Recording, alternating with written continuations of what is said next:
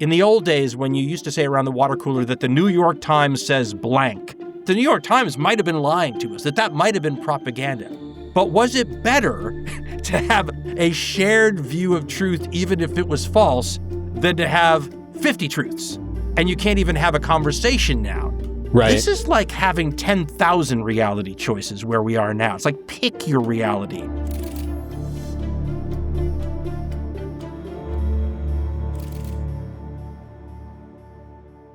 I'm Kmele Foster. I'm with Big Think, and I'm delighted to be here in conversation with Dan Carlin of hardcore history fame, Common Sense. I think of you as a historian, Dan, but also a kind of public intellectual. I'm not sure which of those terms you more prefer, or perhaps you have some other way of describing what it is that you do. They both sound wrong. If that's and historians absolutely wrong. So okay. Public intellectuals and amorphous enough so we can have fun with it, but just your local neighborhood friendly podcaster. What the Spider-Man guy say? At the present moment, the sensibility that a lot of people have is that something is askew. There is intense political division. There is high, even at the moment, despite the fact that most Americans, it seems, are beginning to identify as independents, it still feels like there's just a sharp political divide within the country. We've had a number of contentious elections recently. We've had the results of those elections questioned persistently on perhaps both sides of the political spectrum. But I think most prominently after the 2020 race, we still have lingering questions related to that in some people's minds. And at the moment, the notion of guardrails, constitutional protections and safeguards, norms even, all of those things seem to be in jeopardy in important respects. We have various cases that are testing the authority of the courts. We have many people who are interested in reforms that would not forever, but would certainly meaningfully change the composition of the courts and their roles. Is that what we're talking about when we say here, that all of these things feel almost not so much up for grabs, but at least much more fluid than they have at any other point in my lifetime?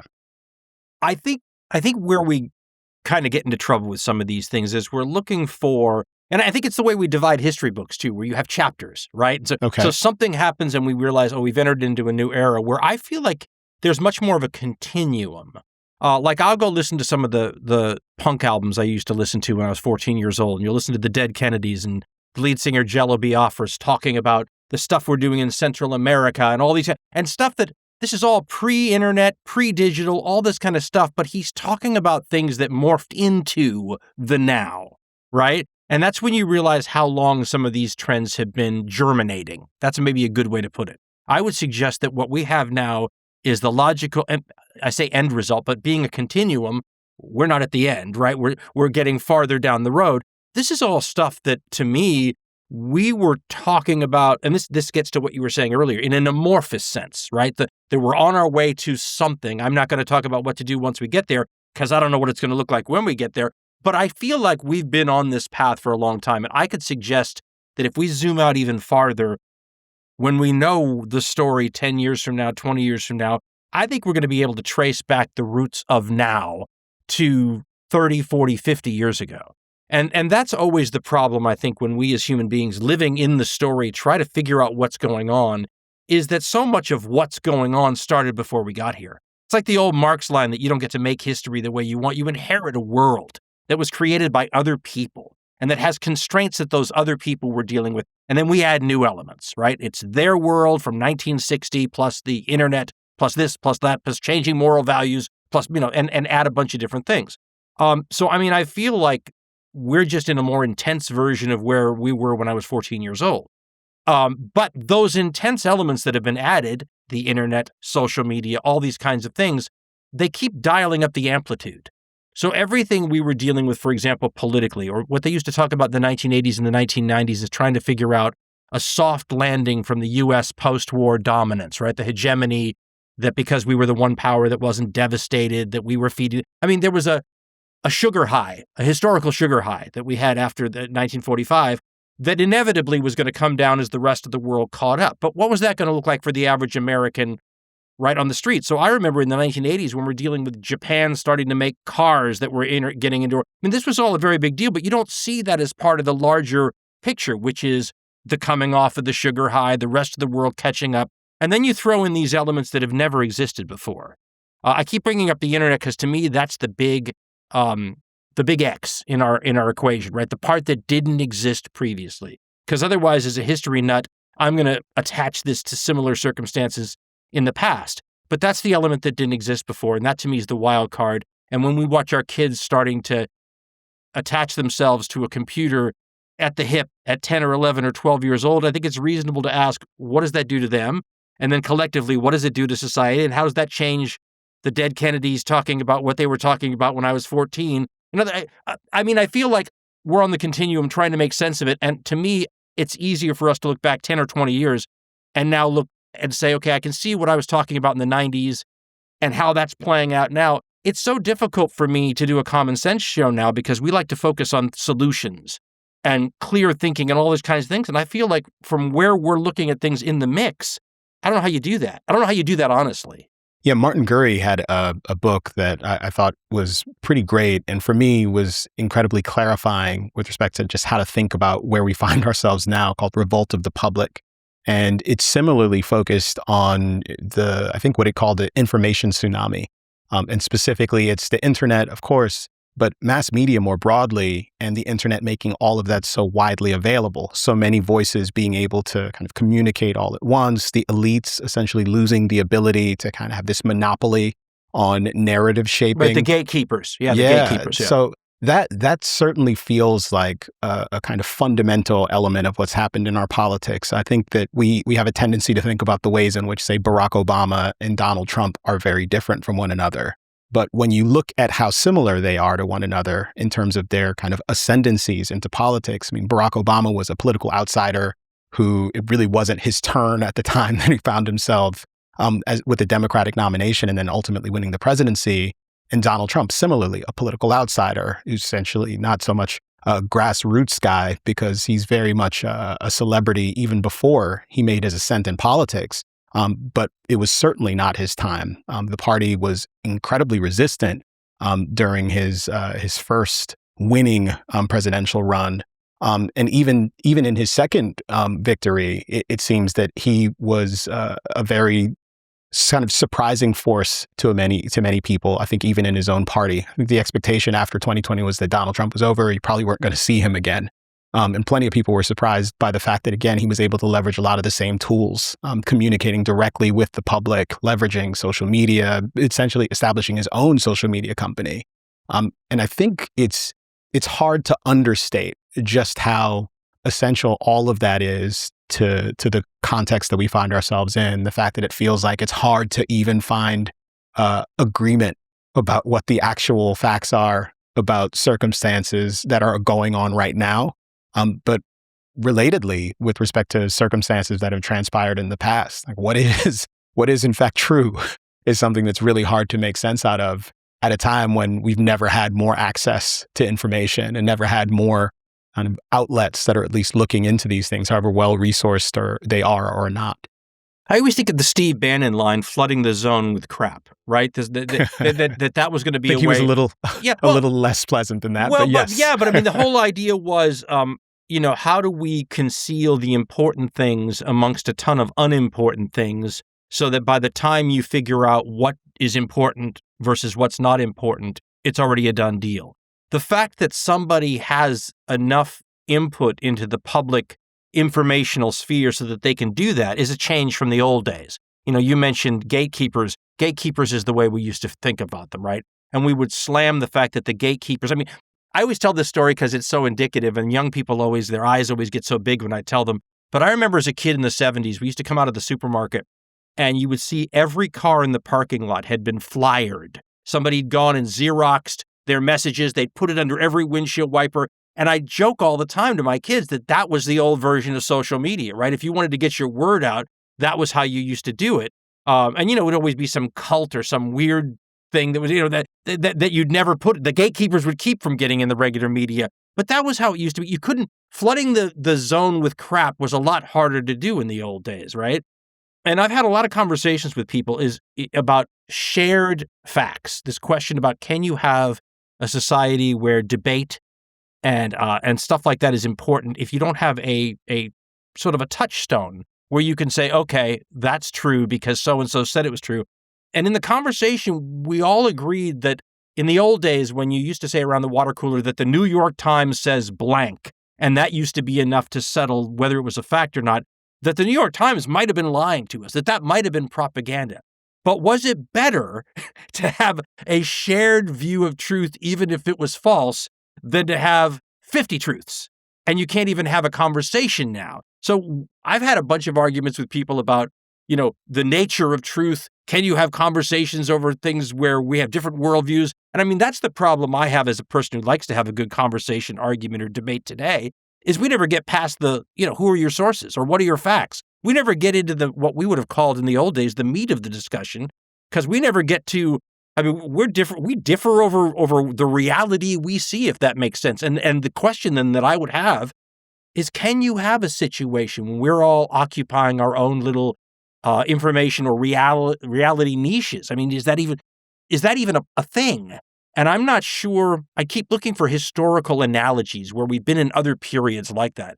And I know they existed, but the difference might be you can find eras where there may be an alternate reality. So you have reality A that most people believe, and then alternate reality B. This is like having 10,000 reality choices where we are now. It's like, pick your reality. And I can't decide if this is an integral phase where we're like ironing things out. So in 20 or 30 years, we'll go, wow, that was a weird, interregnum that we were living in, or whether this is the new reality. And that gets back to what we were saying about how do you do a common sense show or anything and talk about these things when we're still trying to figure out what it is we're even seeing, if that makes sense.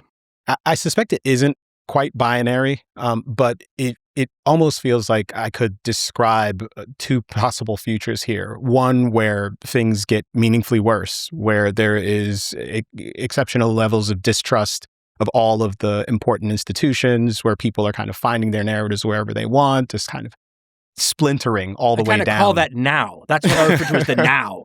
But say it gets worse. That gets more difficult to navigate.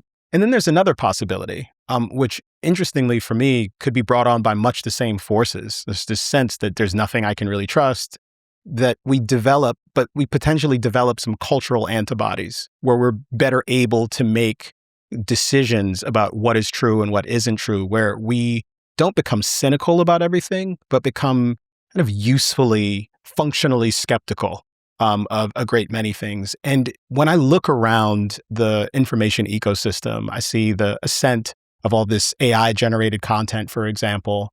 I know for myself, when I'm consuming stuff on social media or encounter some news story, I'm always asking the question out, is this real or is it fake? And I'm not just looking for someone to fact check it for me. Like I have this understanding that not only could I be duped by this, but a lot of elite talent who is supposed to know better could be duped by this as well.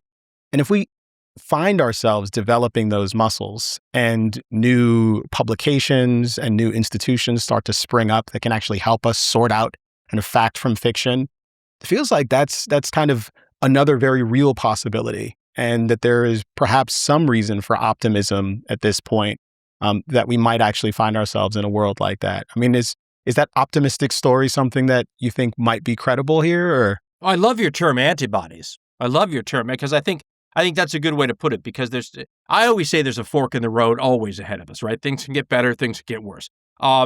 The better thing, because every time I bring something like that up, somebody writes me and says, well, it's funny you mentioned that. I was going to get in touch with you. We started a new company where we're creating a news app that will help you filter. In other words, there are people who see the need and are trying to figure out, if this is a problem that's been exacerbated by technology, can technology get us out of the problem?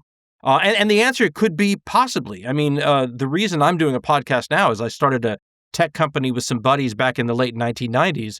And one of the things we were working on is something I called news based on your views. And it was going to be sort of like, if you think about a web page with a slider at the top, and the slider allowed you to move the politics of the page you were looking. And then so if you imagine the simplest way to look at it, think about left, right, and center. And you go to the webpage, it's a news site like the Drudge Report or like anything else, and in the center is the default. Now, if you turn it to the left or the right, the stories all change, and it's a combination of stories that the left might not have covered that you see on the right, or it's the same story, the same headline, but from a right-wing outlet or a right-wing viewpoint. And the goal wasn't to isolate you from the other side's viewpoint. The goal was to educate you on just what you were saying. How does the news media take an event like today's story, right? The president has a near assassination attempt. Oh my gosh. How do the different outlets cover that? And if you could literally shift on the same outlet and watch the story change, right? Watch the writer change to a more conservative writer or a less conservative writer. See how the headlines, see how the photos use. I thought it was an improvement on media literacy. But you mentioned antibodies, which is another way to look at it in more of a pendulum sense, right? Because we have this need. My stepfather used to say that the greatness of America was this, we build a better mousetrap idea. Well, that's the antibody idea, right? The pendulum swings and we have this obvious need. People can't figure out fact from fiction. We're drowning in misinformation.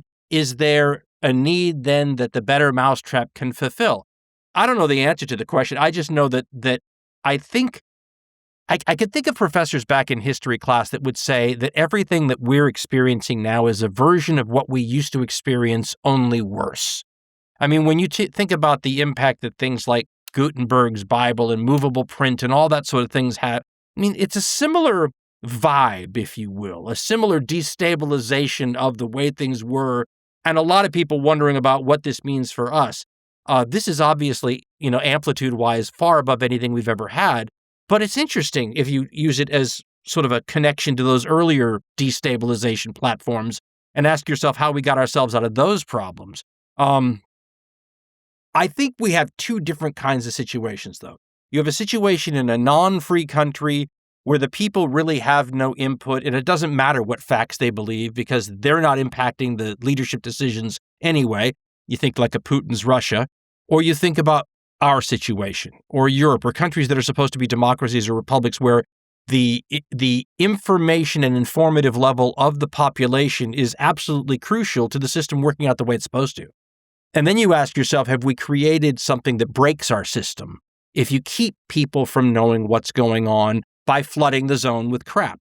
And the answer to that question is unknown, which is why I'm not doing a common sense show about it. I feel like an observer more than an advocate. I used to know where things were going. I could talk about that intelligently.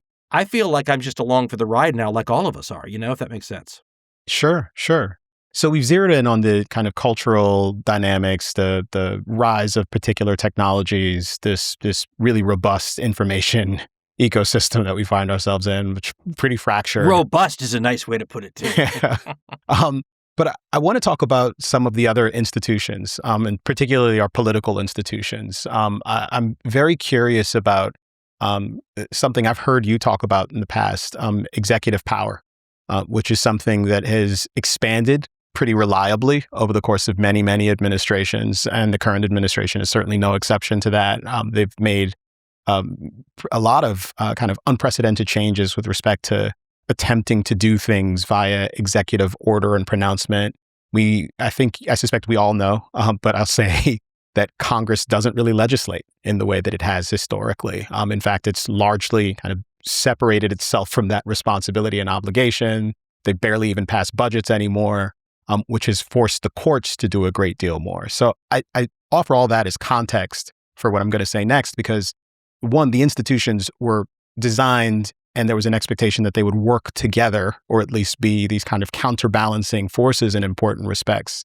But when the legislature isn't doing nearly as much as it used to or was expected to, the executive branch is doing a heck of a lot more than perhaps it ought to, and certainly than it was expected to.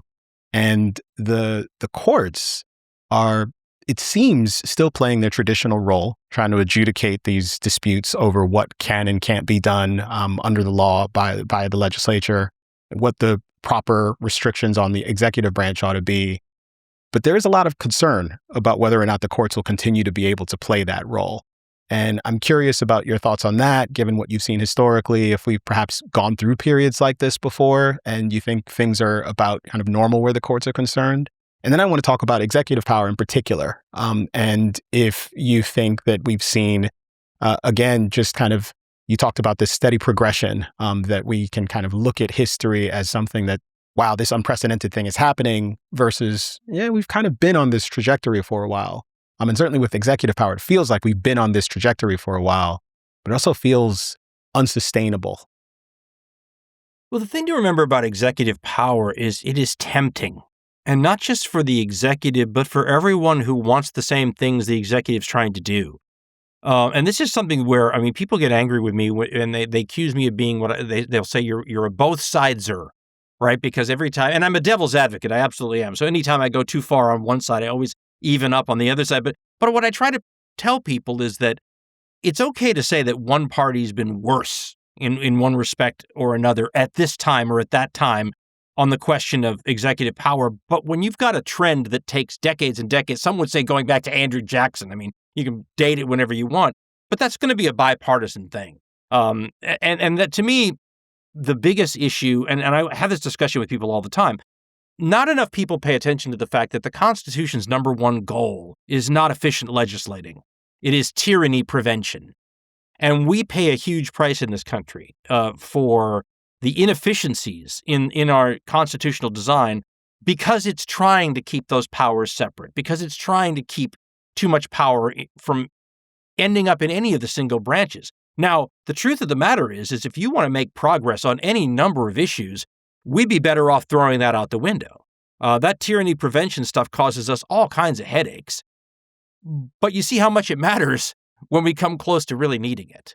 And I think that's a perfect example. All those things that you bring up can be explained as attempts to try to do a better job at passing what people who are currently in the Trump situation, they'd like to pass an agenda that people like the Heritage Foundation have in one form or another been pushing for 40 years.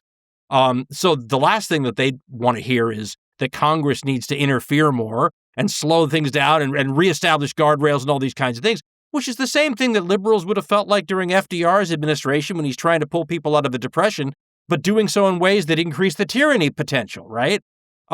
So this is in my view, the problem we have as a country is our inability to understand that we have a two-party system that has developed in a country that has nothing in the founding documents that design that at all. There's nothing in there about Democrats. There's nothing in there about Republicans. There's nothing in there about Whigs. There's nothing in there about Federalists. The founders disliked factions, as they called them, which would have been their word for parties. That's probably unrealistic, but it's important to realize that what we have now and what has developed organically over 250 years is not part of the design. When we talk about, and I've talked about this for years, when you get on the radio and you start talking about wanting third-party members or independents to run more, boy, do you get a lesson in how hard that is. Because over 250 years, the two parties have managed to give themselves, let's call it, it's like an automatic tournament berth in like a basketball tournament or something else, right? The Democrat and Republican automatically get in. Somebody else has to really, really be extraordinary to make it in there. And that's wrong. And what it does is my stepdad would say it's a competition question. We can't get better anymore because if you don't like the Donald Trump administration, then you get to be pushing the Chuck Schumer side of things. And there was a great book. This is actually on point, but there was a book by a Harvard law professor, Lawrence Lessig. He's made it free. It's on the internet now if you want it. It's called Republic Lost. And I love the way he designed the book because it's supposed to show you the problems that have developed in our system. And he understands that because the problems are bipartisan, that the arguments need to be bipartisan also. So every page is sort of set up so that you have the left-wing argument for what he's saying on one side of the page and the right-wing argument for what he's saying on another, because unless you're a corrupt person yourself, or unless you don't think you can ever get what you want done passed because most people don't want it, then you don't benefit from a corrupt system either. And what Lessig was trying to point out is that both of our parties have over time become embedded in this system. Where, for example, he says, what is it that gets you promoted from the local mayor, who's a Democrat or Republican, to move up through the party? And he eventually, spoiler alert, he points out that it's fundraising.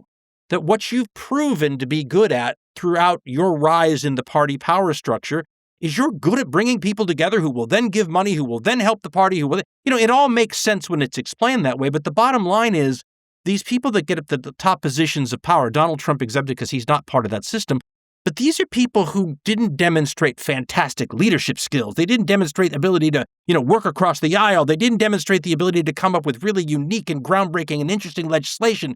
They were fundraisers. And so I feel like when you look at the leadership now and you say, well, why aren't they pushing harder against the executive branch, for example? Most of them, and I say most of them because it's hundreds of people, right? There's a whole bunch of different, but most of them aren't those kind of people. They weren't picked for those reasons. Those are not their strong points. They don't really want that, most of them. I mean, they may want to get done what they want to get done, but these aren't ideologues, most of them. And you can see it because they often give up the opportunities to really push what they say they believe in for other things. And this is why, for example, if these people really cared about the institution of Congress, or they cared about the guardrails, or they cared about the Constitution, then you would never see the president able to go to war without Congress screaming and yelling. The fact that they don't is a sign that they don't want to, right? And they don't want to because they've worked out that there's no advantage for them. If I make the president get my declaration of war, if I'm a congressman or a senator, how does that help me? It helps the institution, helps the country, does what it's supposed to do.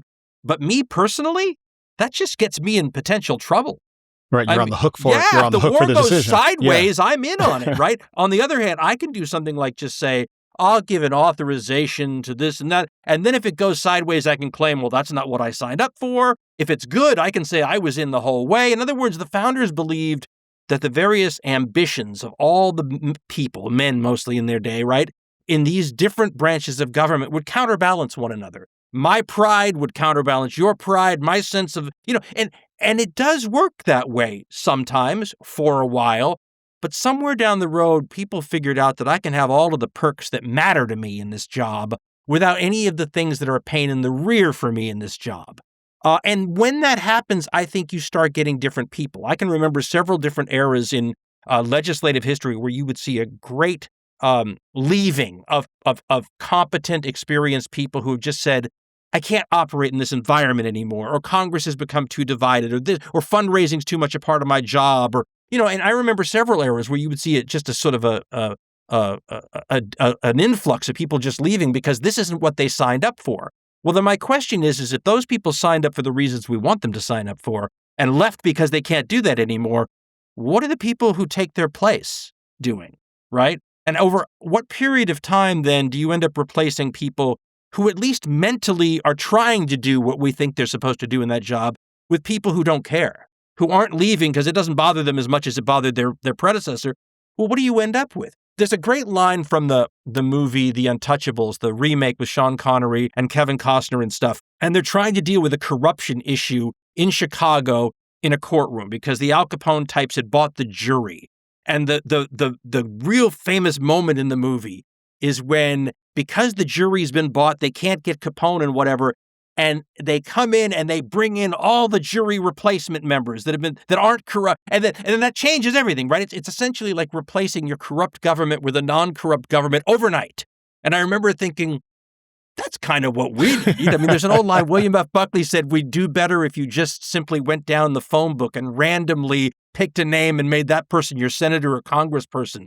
Well, that might have been hyperbole once upon a time, and it still may be, I don't know. But eventually, if things go the way they're going now, you're going to look and you go, Joe Smith from, Wisconsin might be a better choice than some of these people that we've got right now. And at that point, when random is better than, the selection process we have now, I'd say that that's an interesting point we've come to in our history too. Sure. No, I think that makes a lot of sense. I want to retreat back to something you said right at the beginning of your response about kind of both sides.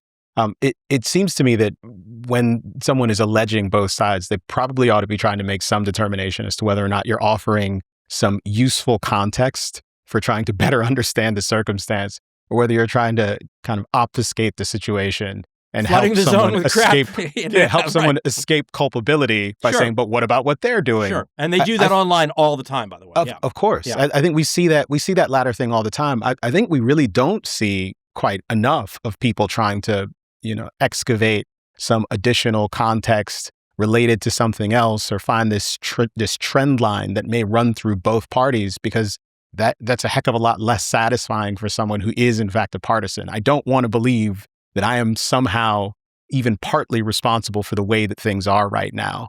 And I think that the point that you made about Congress is exceedingly important. I mean, the president has enjoyed, and we've seen this a few times recently, actually, having, pretty much control of Congress and the White House and a fairly compliant Supreme Court in the sense that it's conservative, and still decides to try to go it alone in a bunch of instances because, one, it's easier, but two, it does kind of offer some cover for congresspersons who may not be excited about all of this. It's been very interesting to see Republicans become less free market oriented, more populist, and more enthusiastic about things like tariffs. And I say enthusiastic, the enthusiasm seems to come from the White House. Congress, for the most part, is just kind of mum on the issue for the most part, and seems to comply with his desire without raising too much of a fuss. And it feels like a lot of our politics kind of functions in that way. Certainly, the most recent conflict in Iran seems to function in that way as well, where there might be some concern expressed about it, but there isn't really an interest in Congress flexing its muscles, asserting its authority, its proper authority in that instance, and trying to direct the course of things. I don't know if you had an additional response on that, or you kind of were cool moving along to a different topic, but I would love your feedback. What the president is doing now is he's not breaking down walls that didn't exist. He's breaking down walls we pretended existed but didn't. And this is what we were screaming about for years on the Common Sense Show, is that if you don't use these powers, for example, Congress's authority to declare war, at what point do they go away? There are actually some legal theories out there about the U.S. Constitution that would suggest that if a power is not used long enough, and if you're comfortable and you do it a certain way for decades, that it's almost a little like how some states assume if you're living with somebody for 7 years, it's community property, right? If you don't declare war for 40 or 50 years, it's kind of like backed into the Constitution in an unwritten way. But everybody sort of, like I remember seeing it during the second Bush administration, where they went to Congress for an authorization for the war in Iraq, but it was almost like their little signing statement outs that they used to do too, where they would say, we're coming to you for this authorization, but we are saying explicitly that we don't think we have to come to you for this authorization. That's right. In other words, we're not saying that we require this, but we're going to be, and Congress was cool with that too. In other words, we're all cool with pretending we still need to do this. But that's a fig leaf. Now, when the president currently says, I'm not even going to play that fake game, and everybody's in an uproar, well, what we're doing here is defending the fig leaf of protocol. And I was having a conversation with a buddy asking whether or not there's a refreshingness to simply throwing it out and saying it was never there to begin with. That was not really a guardrail. We were making ourselves feel better at the end of the day, pretending it was a guardrail. Better to know it's not and deal with it, versus, hey, even the fig leaf of protocol acknowledges that there was a protocol and that that's better than no fig leaf of protocol at all. I don't know the answer to that question, but I think that that's what this president has done. He's just said, none of this ever mattered in the last 20, 30, 40 years anyway. I'm not going to pretend it matters. Screw you, Congress. And Congress has kind of gone, you can't do that. And here's the problem, and this is where you'll see it on the internet too. I get so upset with that both sides-erism approach on the internet, because someone will say, well, you didn't say, something when Barack Obama killed Anwar al-Awlaki with a drone, which, by the way, I did say something when that happened. But the point is that if you don't see how that at least gives the other side an argument, which is what they're using now, right? Where were you? Nobody ever sits on the internet and says, well, you know what? Sure, Obama did that too, but let's talk about the policy. That never happens. Again, when we were talking earlier about how you never can have a good discussion anymore because we just get hung up over truth and fact and sources, this is this way too. We never talk about whether it was good to drone an American citizen like that. We just say, well, Obama did it too, so how could you have a leg to stand on? Okay, can we have the discussion about whether any of them should have done it? And that's the problem I have with the partisan lines here, is that you can't have that cross-party discussion. And you mentioned something earlier that made me think about the word I like to use a lot in this situation. It's empathy. Try to put yourself in the other guy's shoes. And what I say is if you are cutting your own person some slack that you would not cut this person from the other side, then you're a political hypocrite. And that is what all of these people online, by the way, when they say, where were you when so-and-so was doing it? That's what they're implying, right? You're a political hypocrite. The question is how do we break out? There's an old line, I don't know if Gandhi really said it, but it said it in the movie, right? Where he said, I know a way out of hell. What is the way out of hell in this problem that we have for us, this political hypocrisy, this inability to say, hey, let's not criticize Trump for doing this because Obama did it too, and I didn't yell when he did it. But that's why I get the both sides are tagged when I point out that, listen, we got here, and I can say it up front. I think the Republicans are worse than the Democrats over the last 30 or 40 years, but that doesn't change anything. If I'd elected Democrats the whole time, I don't think we're that far from where we are now anyway, right? Once we have this fig leaf of protocol problem, unless, you mentioned the two forks in the road, right? Getting better, getting worse. Unless you're going to have somebody that says, elect me, and I'm going to put the guardrails back up, I don't know how we fix that. And no one's going to want the guardrails back up when their guy's in power because it's counterintuitive. If you say, elect me, and I'm going to give up some presidential power back to Congress, which may be run by the opposite party, by the way, who's going to elect me? So that's where we get down this road. Can we make things better, or are things going to get worse? We're required to do some pretty counterintuitive things as an electorate to make things better. Are we capable of doing that? I don't know. Mark Cuban said 2 days ago something about he's had it with both parties. Yay! What can we do about that? And I don't want to pretend that multi-party systems are an answer to the question. I think the reasons Netanyahu in Israel is so extreme right now is because he's got, minor parties dragging him into these. So there's no panacea when it comes to multiple parties. But our duopoly in this country right now is messing with the part that I was always told was part of the genius of America by my stepdad. He said, what makes us genius is we get better through competition. We've got Hertz and Avis here, and there's no incentive for anyone to be any better than 1% better than the next guy. And I think that maybe helps explain our political decline as a system. Yeah, there's so much there. I mean, one thought that I had that was triggered by something you said a moment ago is just about the sense of existential peril, like persistent existential peril that our politics has been. It feels like just kind of overwhelmed by.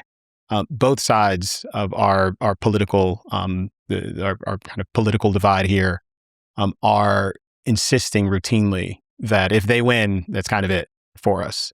And I can appreciate why someone might make those arguments. I can perhaps give some credibility to both sides. And here I am, give some credibility to both sides and say, okay, maybe you're right. Maybe you're right.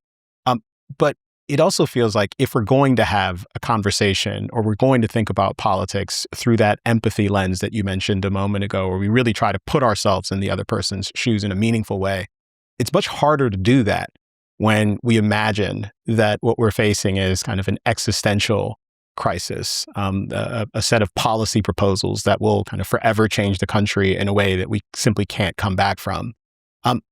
It may be the case that it's appropriate to talk in that sort of way. It often, however, to me feels like we are engaging in a sort of hyperbole, and that it's probably better to embrace this Adam Smith dictum that there is much ruin in a nation. And however bad we might imagine things to be, the reality is that the country's pretty resilient. We tend to come out on the other side of these things. There's an ability to recalibrate. And if we at least embrace that sort of perspective, it feels like maybe there's an opportunity to have a more kind of constructive sort of conversation about our politics and about where things stand and how we might navigate our way through things. Because as you mentioned, I mean, I don't know that multiplying the number of parties is necessarily going to fix this. And I don't have an expectation that they will kind of correct themselves on their own. But if the electorate is much more engaged in these conversations and can do it in a way that is perhaps a little more dispassionate, is perhaps the right way to say it, that there might be an opportunity kind of for more fruitful political engagement. Oh, God, there's like 5 things I want to say about this. I'm never going to remember all of them because they're all on 5 different paths. Okay.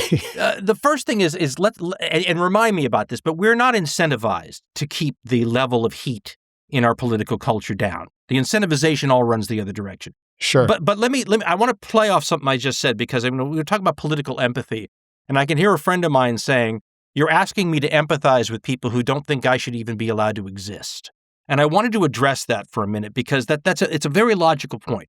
So take, for example, something that I got wrong. And I've talked about this quite a bit because I saw things like the racism of my youth. And I grew up during the busing era and all that, All in the Family, all that stuff where society is trying to iron out a whole bunch of long-term problems it's been dealing with and iron it out publicly, right? And I, like many of my generation, thought that we were looking at a generational problem, that these were people from another time period that were slowly aging out, and that as they aged out, we would have a different reality when it came to things like race and all those kinds of things. And of course, obviously, completely wrong on all of those fronts. But I'm interested in why I was completely wrong on all those fronts. And one of the things I think deserves a tie-in here is if you look at the people who think that race is really important on a white person level, a lot of those people like the Trump administration. Well, why are they voting for that? And why has the racism risen up? I told a story to you when we talked earlier about an interview I did with a Croatian during the Yugoslavian Civil War. And I had known the history of the region and how there's these ancient hatreds between some of the peoples in that area. And I brought it up to the guy and he just stopped me dead. And he said, all of that was going in the other direction. All of that was trending. We were having movies made about Serbian girls falling in love with Croatian boys. And, it was going their version of the All in the Family Archie Bunker route, right? He said, but then the economy turned. He said, and demagogues found that they could get power by playing with the old hatreds, blame your economic situation on the ancient people we've never liked. And he said it was like pouring gasoline on a bunch of glowing coals that you thought were burned out already. And it just flared right up because it's an ancient tool that demagogues can use, right? They can play in the ancient hatreds. But the ancient hatreds come up because other reasons arise, like economic in the former Yugoslavia, he was suggesting.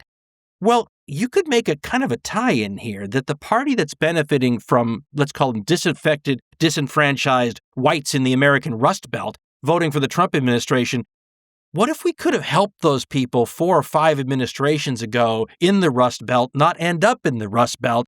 Are those people in a different place? So you had mentioned earlier about the importance of each of these elections and how we've heard now for a generation, this is the most important election in our lifetime.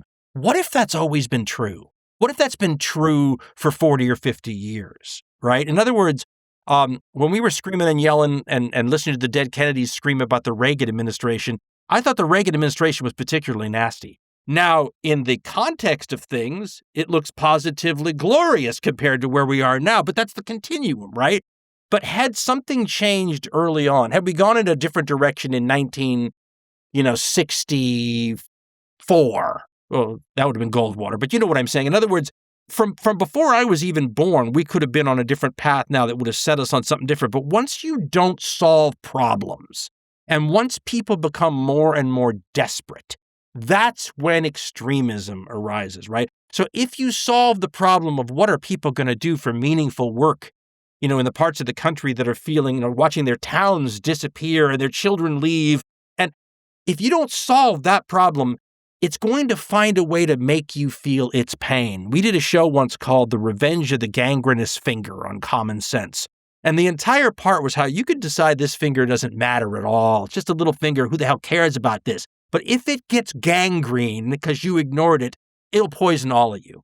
And that's how I feel about the body politic too, is you can only go so far in destroying people's lives, or if you're not actively destroying them, then not doing what you should be doing to maintain them, they will make you feel their pain. And there's an argument to be made that that's what we're going through now.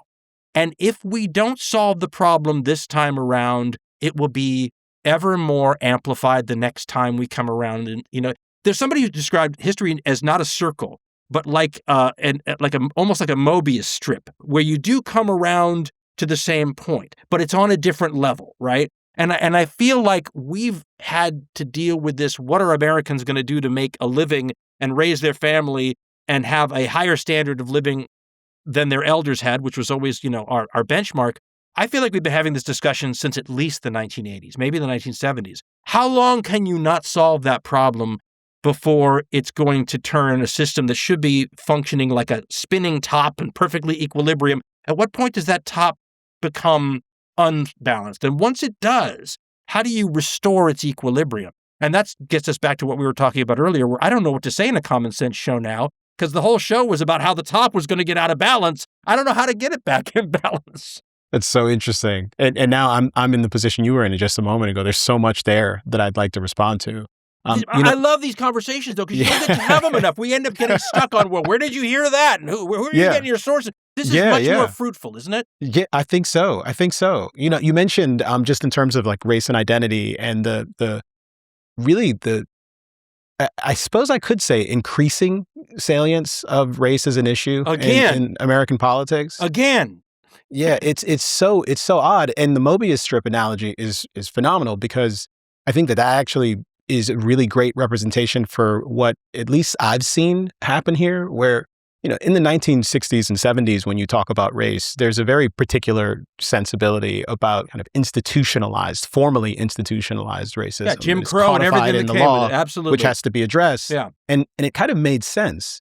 But as someone born in the 80s, lived through the 80s and the 90s, my sensibility about race and identity was forged in that particular context. And in that context, what was clear to me was probably embodied in that Michael Jackson song, "It Doesn't Matter If You're Black or White." There was a sense that we were moving away from a particular sort of sensibility. So you were just as wrong as I was, Kmele. Well, that's just it. I was. And what actually seemed to happen from my standpoint was this issue became increasingly salient in these ways around particular narratives, whether or not the narratives were completely consistent with available facts and data. So, police-involved shootings became a massive issue around the country, and it's something that I've worked on directly and have covered, and have even done a bit of activism with respect to. And it's something that's been a concern for me, but I'd always been concerned that issue was kind of miscast as a racial justice issue, because the data did not bear out the kind of assertions that were being made about the disproportionate risk faced by particular communities. It seemed to me that the appropriate access upon which to have conversations about that was, okay, so what if in fact too many people are being killed by law enforcement and they're unarmed in certain circumstances? How can we have better transparency, more accountability, better training to ensure that not too many people are being killed by police in circumstances like that? To take the kind of hierarchy of concern and to place at the very top of it the racial designations of the persons involved in those shootings, it seemed to me was always a huge mistake, because it would presuppose a certain set of things that we ought to be taken into consideration with respect to the solutions that might be workable in those contexts, and also make us think about the problem just in too narrow a way. At a time when I was seeing plenty of examples of persons of all backgrounds kind of facing those kinds of circumstances, and I think that is pretty indicative of a lot of what's happened with conversations around race and identity and kind of imagined harms and peril. And it seems like a lot of the resistance early on to some of the things that we saw, say in 2020 with like Black Lives Matter, was less people who were saying, well, hey, what about white people? And more people who are saying, I'm sorry, why are we talking about race? Don't we have the same concerns? The kind of all lives matter response to Black Lives Matter was never about, and at least so far as I could tell, asserting that your concerns don't matter. It's that all of us ought to matter. It was about being broadly inclusive. And it was interpreted as something that was perhaps aggressively bigoted. And I think that almost inspired a kind of backlash. I think it gave strength. No, you've absolutely hit the nail on the head. And it's so human. It's that all you have to do is go too far in one direction and there's a backlash. I think we operate on on the Newtonian laws here, right? For every action, there's an equal and opposite reaction. And as soon as you go too far in one direction, there's going to be a reaction. I'll tell you, this is a personal story, but I think this dovetails into something we were saying earlier when we talked about the role that the increasing amount of digitalization. We talked about the internet, but there's an angle to this that we don't think about, which is the fact we have a camera with us at all times now. So I'll tell you a story. I was on the assignment desk at KABC in Los Angeles at Eyewitness News, and I used to work the late shift a lot of the time. And the late shift, as soon as our last crews were in for the day, you start getting stringers who would bring you the footage. And the stringer, folks, is somebody who, they're like a freelancer. And they would go out with a police scanner in their car and they'd hear about something like a traffic accident and they'd go and they'd shoot their own video. And then they'd go to the TV stations and try to market the video. So I'm on the assignment desk and some guy calls up and says, I've got video of somebody being badly beaten by the LAPD. Do you want to buy it? So I had to call the boss and the whole thing because there's different rules about if you want it exclusive or if you just want to be able to use it, different prices. We ended up passing on it and it ended up going to KTLA Channel 5. It was the Rodney King beating video, which of course we turned down at KABC. And then had to put KTLA in the little chyron in the bottom right-hand corner every time we showed it. But the bottom line was the reason that was such important video to so many people in Los Angeles was I used to take calls at the assignment desk all the time from people who lived in, say, Compton, right? And they'd call up and they'd say, my son just got beaten up by the police. And I'd say, okay. And we'd start the conversation about what do you want us to do about it? And they'd say, well, we have photos. And they'd say, well, what are the photos of? Well, we've got a photo of his black eye. And I'd say, well, I don't know the circumstances that black eye happened. And I said, if you had video, if you had something that would show the circumstances, then maybe we could do something. And of course, nobody had a video camera with them when they needed it. So when the Rodney King beating happened, it was seen as so important because this was representative of something that we had been told happened a lot, but that we couldn't cover. We couldn't tell the rest of the population how often this happened because we didn't have enough context, right? So that was why Rodney King was so much more important than anyone else is because, okay, even though you don't see what happened 5 minutes, it was so much more context. And it was enough context that you could look at it and say, I'm not really sure I care what this guy did, right? It doesn't matter what he did. He doesn't deserve this. And so to me, that's a perfect example of what you're talking about too, which is you can have something like that and go, well, holy cow, something like that should never happen in a society like ours. And then what ends up happening, though, is then when we turn it into the white and black thing, then people on the other side say, well, I never heard a black person in my life, and I'm a white person. Why? And in other words, you get that Newtonian reaction again. And what's so sad about that is it stops us from noticing something that is unabashedly happening, which is Rodney King is getting the hell beaten out of him in a way that unless he shot a police officer, he shouldn't be having happen to him, right? And so that's the larger conversation. We should have said that if Rodney King were white, what happens then? Right? In other words, I think that this whole, there was a scene, and I remember seeing it on television and thinking, this is going to work against this cause so badly. But it was one of the Black Lives Matter protests, and it was some white young people sort of kneeling or asking for forgiveness or something from some black students at the protest. And I just remember thinking, this is not going to help anybody. This is going to be on Fox News tonight. This is going to prompt the counter reaction. In other words, there's that empathy thing we talked about earlier at play here too.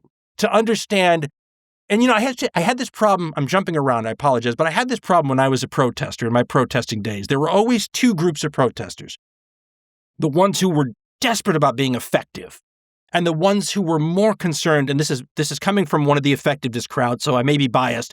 But we used to think we're performative people, right? They wanted to be seen in the right place, doing the right. But part of that was the way that, I used to argue, let's cut our hair, let's dress in suits, let's go down there and, we're not going to, that's not who we are. Yes, but what if it's what we need to be effective, right? And so I felt the same way about when I saw that protest with the white kids kneeling and asking for forgiveness. Okay, maybe you have a reason for doing that. Maybe that serves a purpose, but I guarantee you that's going to work against whatever you're trying to do here.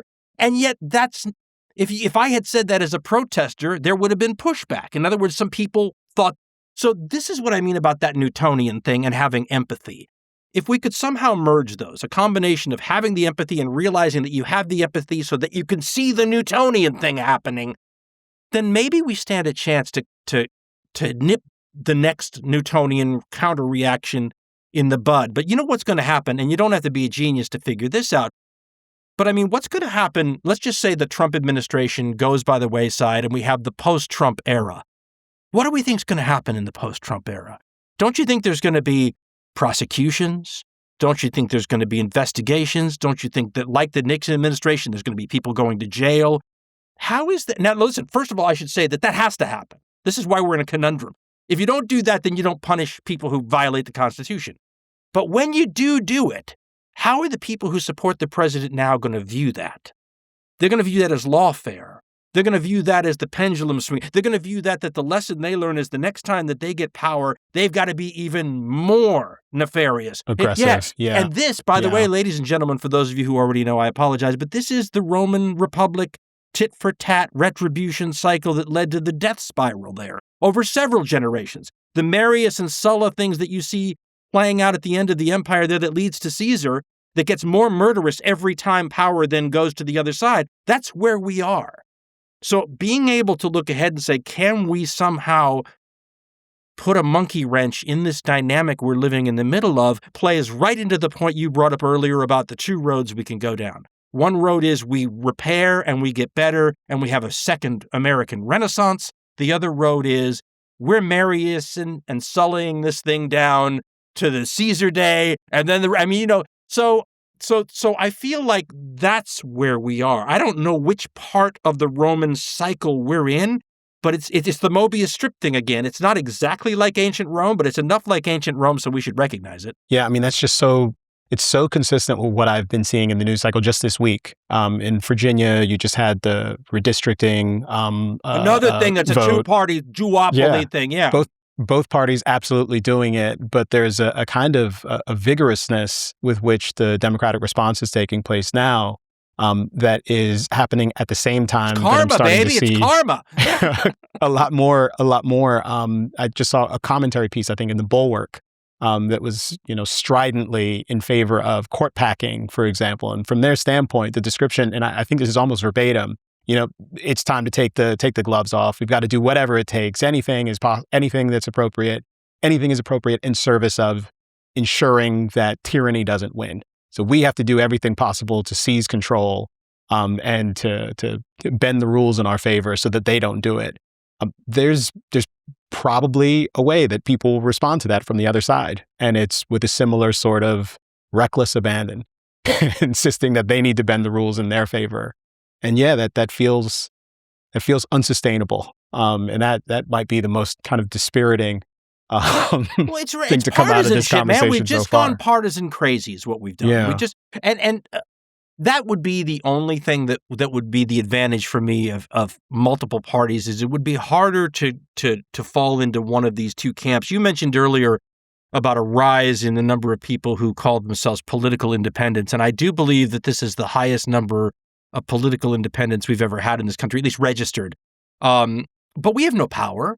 I mean, there is no political independent party, and we're not united on anything. I mean, that's the other problem is that political independence is like what punk rock used to be in 1979. There's no special section in the record store. It's just everything else, right? So in other words, whereas Democrats may argue amongst themselves, there's enough agreement so that they're in the same party. Same for Republicans. Independents span the spectrum from libertarians to Greens to, so there is no, we're inherently divided from the get-go. So we decide elections now, which I find fascinating, but we have no candidates. Do you see how crazy that is? So what does a Trump or whoever's going to run for the Democratic, what do they do? Do they appeal to their base, which they have to do, right? What did Nixon say? You run to the right for the primaries, and then you run back to the center for the generals.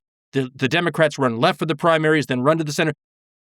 But why are they running to the center at all? Well, they're running to the center to get people like me, right? But as we talked about earlier, that the radicalness of the times should reflect the level of the problems. I always use a termite example. If you have somebody come and inspect your house and they say you have termites, but you just got them, you have a lot of different things. You can it can cost you a few bucks. You can freeze them. It's no big deal. So if you catch it early, the solutions are minor. If, however, you find out you've had them for 40 years and they've screwed up the structure of your house, well, then if you want to solve your termite problem, the solution has to be radical, right? It's not a small solution or you'll still have termites. By kicking the can down the road for generations like we have, whether we're talking about race or economics or constitutional guardrails or any of the things that came up in our discussion today, you're ignoring the termite problem. So the solution that fixes the termite problem is going to have to be more and more structural as we go down the road. If we wanted to solve this problem back in the post-Nixon era, it would have been an easier solve. And so I think where you get to where we are now is where you get to the brittle stage, where solving the problem could be so radical that it could break and destroy the system we're trying to solve. And I think you see that with some of the things the Heritage Foundation suggests we do. I mean, all of that stuff is turn us back to like the 1940s or 1950s. Well, you're going to break the system if you do that for all sorts of reasons, including the fact that you can't go back to everything the way it was. I mean, you're going to go back to segregation and separate but equal, or just leave that out and go back to the other things you liked about the 40s and 50s. You see what I'm saying is that idea to return to a glorious past that never existed in the first place, which the Romans also believed in, sets you up for a different kind of failure than those of us who are trying to fix a system but can't decide what that even means. So your idea about there being two roads ahead is fascinating because I feel like we're staring at both of them at the fork, unable to figure out what the hell we do. And I think that's where we see the dearth in leadership here, because we don't have people running for office promising a solution, right? And I think that's why they're promising to keep you from the other guy, to do something just simply undo the last 5 years. Or I mean, when you've got a multi-decade problem, and this is at least give the Heritage Foundation credit for one thing. At least the solutions that they're putting forward are commiserate with the level of the problem. They're scary as heck, but they're big, and the problem is big. So if somebody's going to say, okay, I'm going to run for the Democratic nomination, and I think we should give a child tax credit for this, and I mean, these are little tinkering, tweaking things. When we have a system, where we're drowning and we've gone down 2 times already, that's not going to fix your termite problem, right? And yet, if you talk about the kind of legislative fixes for our termite problem, you're going to look like an AOC, or you're going to look like, in other words, it's the most radical people in both parties that are actually proposing things large enough for the scale of the problem we face, but it scares the heck out of us for obvious reasons. But these tweakers and tinkerers aren't going to solve the problem. So that's why we're stuck where we are. I want to turn in a slightly different direction here, because we've talked about the institutions, we've talked about how to think about history, and there's something else that I think you're kind of uniquely well positioned to speak to, and that's kind of the state of the polity broadly with respect to our attention spans, our interest in kind of thinking in sophisticated way about complicated issues. And I'm sure I look frustrated and vexed here. I'm sorry. I didn't mean to interrupt you, Kmele. No, it's fine. But I mean, we've got, the TikTokification of everything. I've read a number of surveys that suggest that is where young people are getting their news, in YouTube Shorts, on X, on these other platforms where you're kind of succinctly delivering your message. And that succinctness and there's an algorithm involved, by the way, too. Yeah. And the succinctness comes at the expense of something. There is, nuance. Often Context, requires yes. a couple more characters, maybe a few paragraphs, perhaps even something book length. And you really have been producing a product for a long time now that kind of bucks that trend, and that tends to still work in certain contexts. So I hear that we're shifting towards this more kind of oral tradition of sorts, but it's almost like a guttural oral tradition versus what I would expect when I think about oration. I think about Emerson giving a lecture. Christopher Hitchens. Sure, absolutely. Yeah. And it feels like what we're getting, though, is something a little less robust than that. And it's certainly not the case that people seem to be interested in kind of these like lengthier written prose on a variety of topics. Book sales aren't what they used to be. But if we are moving to this oral tradition, it doesn't necessarily feel like we're moving towards one that is actually going to be particularly healthy for us. It's kind of the fast food equivalent of whatever it was Emerson was offering. And that doesn't seem like a great outcome for us. So I'm just curious about how you're thinking about the cultural trends around information dissemination and consumption, and if you are at all optimistic about the appetites that people are demonstrating for these kind of shorter versus longer form, the kind of nuanced versus particularly simplistic, perhaps even self-serving narratives that you can go out and find for yourself. Well, I mean, look, the first thing that I thought of when you brought this up, and I was able to see kind of where you wanted to go with this, is I read a story today where young people are giving themselves digital breaks and trying to, touch grass a little bit more in the old line of things. In other words, we think about, I'm older than you are. I think about a world that I grew up in. I grew up in an analog world. and an analog world that was actually closer to the world of the Middle Ages or the ancient world than someone who grows up now. That's what's crazy to think about. But my era was the one where we went from the analog world to this one. There was a time period everybody my age had to say, holy cow, I'm going to have to learn to use a computer. Because when we grew up, that was one of the things. But that created a different world, and it detached us from that old world. And so seeing the kids kind of thinking, well, maybe there's something really, we can feel the unhealthiness without knowing exactly, because we've never had anything else, but we know this isn't how it's always been. This isn't what the human experience has always been. So we crave it, we want it. Maybe if we put the devices on the side for a month, we'll get a taste of it. That's that Newtonian counter-reaction thing again, right? In other words, what you mentioned, there's almost a human need for some of this stuff. And I'm going to break it down to personality types, because I think I have a buddy who's a computer genius, but he's really a math whiz is what he is. And he sees the world in numbers, and we'll have conversations with each other, and we almost have to have a translation device, because I see the world in terms of a linear development. This happened, and mine's a historical context, and his is math. But it's the same thing, right? He finds a way to organize and make sense of the world, and his way is math, and my way is context. But these are personality types that seek to even want to make sense of the world. This is not something everybody feels a need to do, right? That's for some people, that's an important thing for them. Other people couldn't care less. They're living their lives in it. I got another friend who's a musician. That's what he cares about. This other stuff is all interference. It's noise to him. His work. But so I think the people that would like the long form content that you talk about are the kind of people who need that. Right? There are people who crave context. There's people who say, who the longer the conversation goes, the deeper it is, the more satisfying it is for them. Now, that's not normal. That's not everybody. But the reason I said earlier that when you said, how do these shows that we do evolve to be these long things?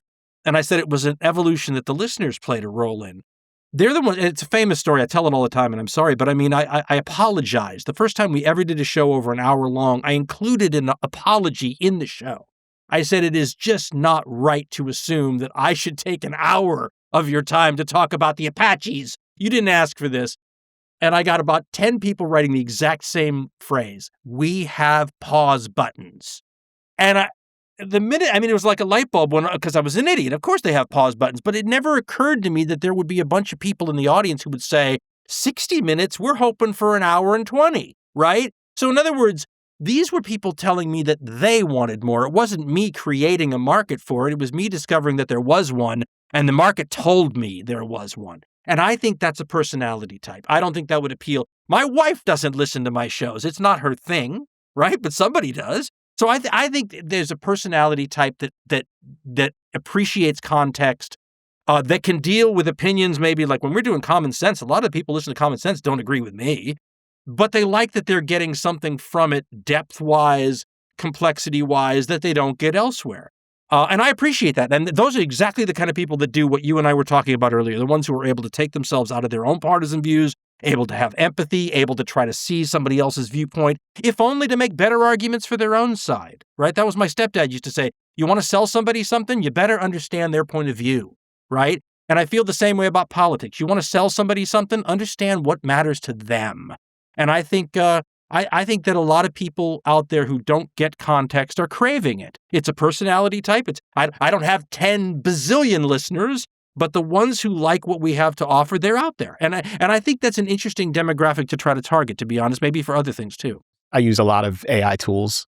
By engaging with these tools, one can very quickly not just expand on particular things or try to answer questions. And I think answering questions with the LLMs is perhaps less valuable than what I use them for, which is trying to kind of synthesize the perspective that I'm entertaining to pressure test that point of view. And then in certain cases to just kind of summarize like other points of view in really efficient ways. And if with essentially the same kind of corpus of information, I can give you the short form, the long form, the kind of multi-part form of a piece, one that is kind of shaded to the left or the right, as you talked about earlier with the project that you were working on. I think that there's something pretty powerful in that. I mean, perhaps I'm just making a case for you to go back and try that thing again. Could you see something like that being a long-term answer? Obviously not the version you're working with now, but the evolution of this in 5, 8, 10 years. Could you see something like this playing the role in solving some of the stuff we were talking about, the flooding the zone with crap problem? Or is this likely to be the tool of the people who want to flood the zone with crap, who figure out, you know what, we're gonna now just make the large language models push the crap. We don't even have to flood the zone. We'll have a laser beam of crap. Yeah. I don't know. I do think that there are a couple of things that make me optimistic. I mean, first is that the large language models, while they are expensive to build and operate, it's actually been surprising how cheaply they can be They'll get cheaper. That's like everything else we've ever done. Yeah, and how cheaply they can be run. I mean, you can buy a Mac Mini and install something local on your machine that doesn't even have kind of access to the internet, and it can still give you pretty robust support in any number of important ways. So the competitive landscape in that space, I think, will make it hard for someone to offer up a product that is just kind of biased in one direction or the other. And in recent history, whether it's OpenAI or Gemini or Anthropic's Claude or Elon's Grok, all of those tools have kind of gotten to a place where they've become less partisan in rather obvious ways and more kind of general and curious, and offering you, on the one hand, on the other hand, perspectives on a number of topics that, before there were all kinds of issues that seemed to be a function of people kind of pushing these tools in a left or right direction to try to achieve some specific kind of outcome. And yeah, maybe those tools can be a mechanism for encouraging us to think in more complicated and nuanced ways about important issues. But the real issue, I think, does come down to individuals and whether or not we're invested enough and perhaps brave enough to embrace positions that are a little less certain, for there to be more intellectual humility on our parts, and for us to be more invested in trying not to be wrong about things as opposed to trying to be right. You've tweaked my devil's advocate, though, now. Now all I think of is Palantir plus AI plus nuclear weapons plus the Fourth Amendment, and we're screwed. So, I mean, it's, I was reading, have you read the book, If Anybody Builds It, Everybody Dies? Everybody Dies. Yeah. I haven't read it, but I am exceedingly familiar with the arguments there. It's one of those things. Look, all tech works this way, right? When you nuclear weapon, I mean, anything, when you look at the big tech and you just go, wow, there's an existential potential harm here. But as like my wife and I'll talk about, I go, it could cure cancer. Yes, but it could create the, authoritarian police state you're worried about. So, I mean, it is, we live in interesting times, don't we, Camille? Yes. Yeah. I mean, I do think, the most pessimistic view on AI is one that it seems, like, to the extent it's true, it's just true, and here we are. It's over, and we should enjoy the next couple of years, and there we go. Judgment Day is coming. But I do think that I'm much more inclined towards the kind of more optimistic vision of things, which is that we see some kind of important incremental changes over time, that we get much better at doing the things that we already did, as opposed to kind of creating a jobs apocalypse. And that the real meaningful competition that we're seeing amongst the people who are building these tools, in the diversity of the tools, they're specialized in specific industries in many instances. I can kind of customize them to my liking. Might be good to compartmentalize them a little too. Yeah, I think there's a lot of value in that, and I think ultimately the challenge here is the OpenAIs and the Anthropics and even Palantirs of the world, who are these big incumbents who are spending a lot of money to kind of get out ahead of these tools. As you mentioned, they're going to get cheaper. They're going to get better. To the extent there are huge challenges on the horizon, a lot of those challenges are going to be these major companies are going to have to face them down first. And it's not going to be easy or cheap, and a lot of them could kind of crash on the rocks in the process. And the beneficiaries of all of that might be all of us and the second generation of companies that come after them and can kind of build on the wreckage of those old firms and acquire some of their pieces and utilize the data centers that they all built and the energy, the extra energy capacity that we're going to need to build if we're actually going to have these tools in the future. So I'm optimistic, but that's mostly because the pessimistic view of things is so pessimistic It's almost like the heat death of the universe. It's almost not worth No, worrying we've been there about. for a while. I mean, in the 50s, go look at all the literature when everybody thought they weren't going to wake up the next morning because of nuclear weapons and stuff. I mean, for me, I just look at AI completely differently, and that's just the military history guy in me, but it's a weapon system. And the reason you have to think about it like a weapon system is that too many people think about it like a consumer product. And a consumer product is going to follow a completely different line of development than something that is a military product. Because the military product is going to blow past all sorts of restrictions we might be able to make on consumer products. So you might say something like, oh, well, we don't want to do this with AI. That would not be a good move. Yeah, but if somebody else, we'll just say China can be our bad boy du jour in this conversation. But if the Chinese are working on it in a military sense, it acquires the same dynamic that nuclear weapons, in other words, we can't fall behind because it's an existential threat as opposed to, oh, yeah, it might affect our ability to deliver products on. It creates a different dynamic. The survival mode is triggered. And all of a sudden that opens up doors to rampant development we might not otherwise think was wise if it wasn't so important a thing. And the only reason I bring that up is we've now had a couple of generations to live with nuclear weapons, which follows a similar dynamic.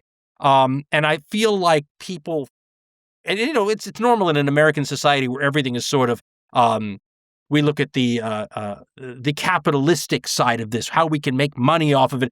But when you put it in a more military sort of context, I think that's when you're going to see how AI is going to function in terms of our ability to control it, our ability to let it go beyond a line where we would let it go if this was just a consumer question. I think that's probably going to be a more accurate way to watch the development of AI, is to think about it like the next nuclear bomb type thing. And I bet it follows that path.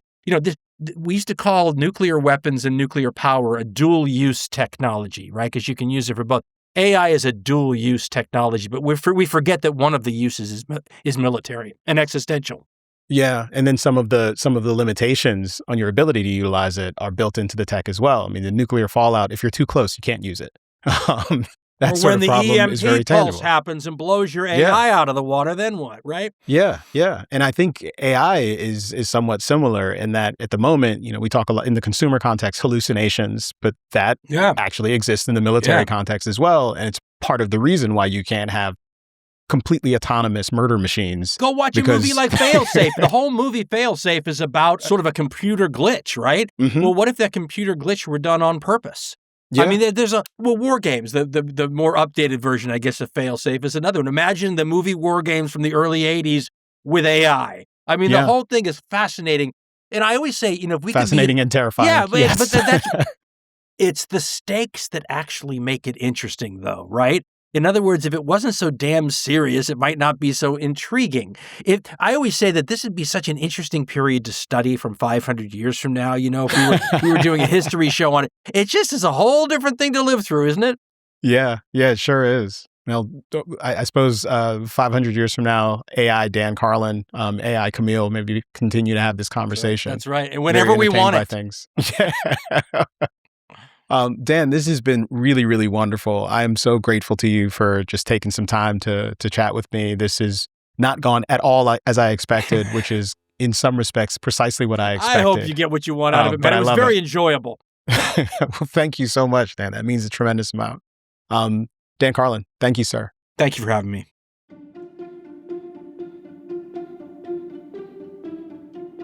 Want to support the channel?